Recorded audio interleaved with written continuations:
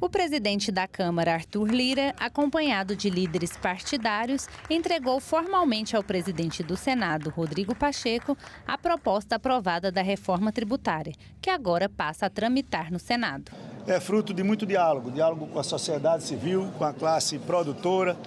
A parte federativa não foi esquecida em nenhum momento. Esse é o mistério do Senado Federal principal.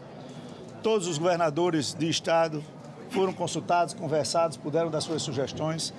Lógico que uma matéria como essa, com a complexidade que tem, nem todo mundo fica satisfeito, mas ela tem uma espinha dorsal equivalente a um salto de qualidade para um mundo diferente do que nós vivemos hoje. Uma reforma que não seja acumulativa, que tenha simplicidade, desburocracia e que tenha segurança jurídica. Nós recebemos esse documento das mãos do presidente Arthur Lira com um senso de urgência e de responsabilidade em relação a esse tema que é aguardado pela sociedade brasileira, que é aguardado pelo Brasil já há muitos anos e que é muito importante como parte e um pilar estrutural mesmo da economia brasileira e do desenvolvimento da nossa nação. Nós despacharemos imediatamente à Comissão de Constituição e Justiça do Senado Federal. Na Comissão de Constituição e Justiça será designado o nosso competente líder do MDB, senador Eduardo Braga, para relatar a matéria no Senado Federal. Nós iremos examinar cada um dos artigos que foi aprovado pela Câmara para que nós possamos aqui no Senado dar a nossa contribuição. O Brasil precisa de uma reforma tributária que possa ser, ao mesmo tempo, simplificadora, que nós possamos simplificar o sistema tributário nacional, ao mesmo tempo neutra do ponto de vista tributário. Nós não podemos ter aumento de carga tributária, o Brasil não suporta aumento de carga tributária, e equilibrada do ponto de vista federativo. Vai ser um trabalho que vai ser no final premiado, Deus queira, com a possibilidade de promulgação dessa emenda Central Roberto Campos Neto.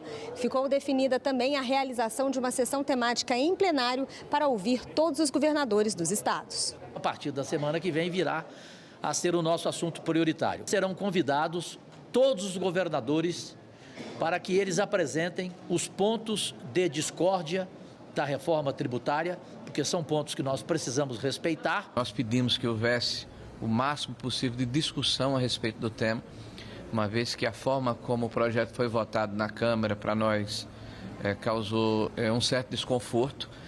Um projeto dessa importância, dessa magnitude, dessa complexidade foi votado, com o texto sendo apresentado apenas 15 minutos ou 20 minutos antes do início da deliberação e a aglutinativa 1 hora depois, com uma série de concessões feitas pelo relator. Inclusive, a própria discussão do tema não teve acompanhamento do Ministério da Fazenda, do Ministério do Planejamento, nem da Receita Federal.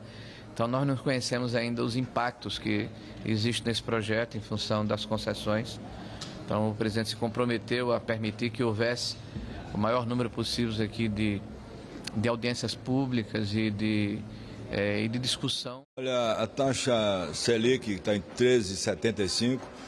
Ontem o Copom, depois da reunião de 2 dias, baixou 0,5% essa taxa. Nós esperávamos que tivesse um número maior, que baixasse aí para 12%, uma redução que é necessário para que seja pelo menos compatível com a inflação que está se calculando em torno de 3,2%, 3,5%. Eu acho que a decisão do Banco Central foi conservadora. Nós já estamos num período de deflação, o IPCA caiu e caiu bastante, o comércio, o mercado interno está sofrendo muito com isso. Você não vê movimentação de compra, porque ninguém pode comprar absolutamente nenhum setor da atividade comercial ou industrial com taxa de juros altíssimas. Isso endivida também, aumenta a dívida bruta do Brasil, tanto dos municípios, dos estados e também da União. Eu espero que na próxima reunião se tome a decisão com um número maior de redução na taxa Selic. Isso para que a economia possa e o mercado interno possa ser mais aquecido com geração de emprego e renda. Vamos ver aqui, todos os principais indicadores da economia estão favoráveis a isso. a inflação baixou, estamos em deflação, certo? A deflação de 0,07%, então caiu mais do que se esperava. A Bolsa de Valores em alta, tanto a Bolsa aqui como também no exterior.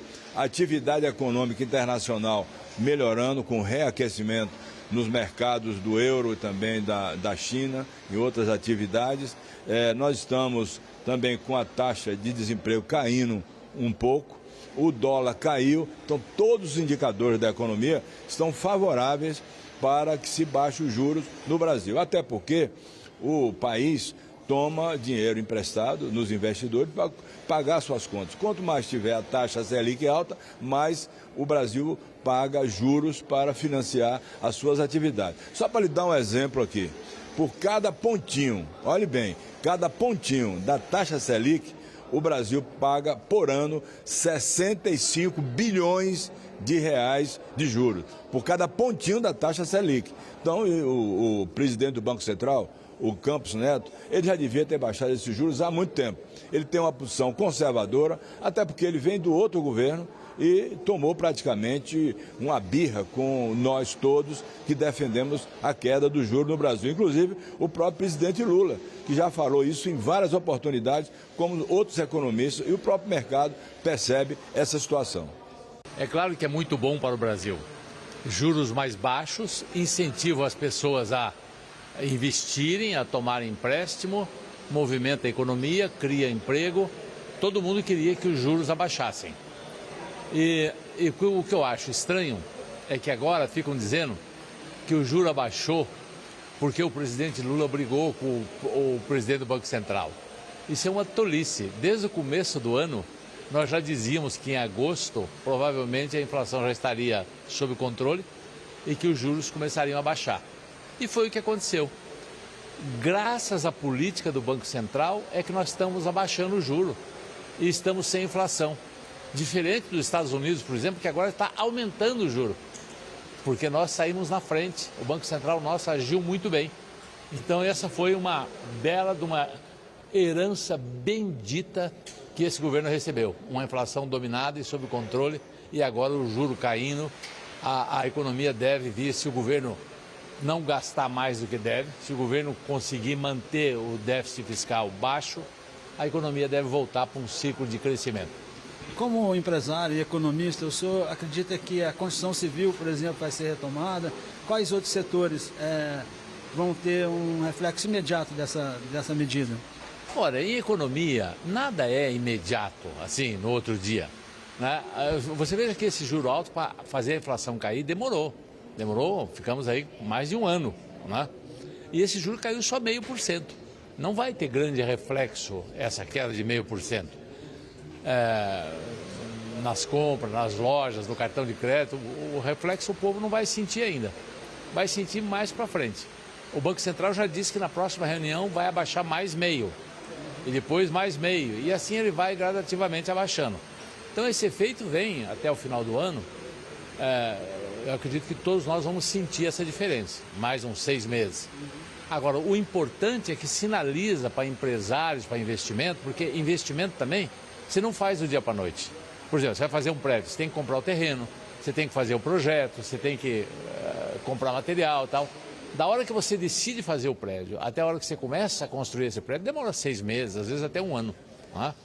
Mas então, quando esse juro começa a baixar e o Banco Central sinaliza que daqui para frente o juro vai cair, o empresário se anima.